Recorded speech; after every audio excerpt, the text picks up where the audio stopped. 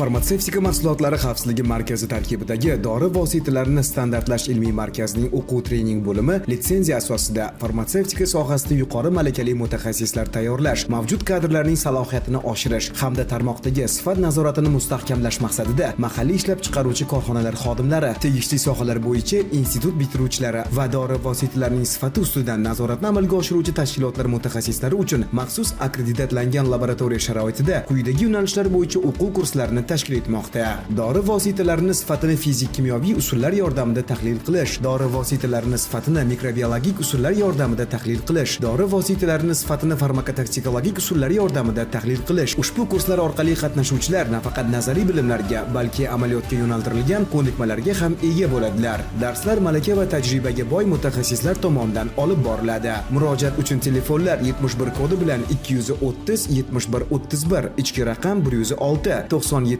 kod bilan 005 0040. Manzil Toshkent shahar, Mirobod tumani, Oybek ko'chasi 45-uy. Siz ham o'z salohiyatingizni oshirmoqchi va farmatsevtika sohasida ilg'or bilimlarga ega bo'lmoqchi bo'lsangiz, unda sizni mazkur kurslarda ishtirok etishga taklif etamiz.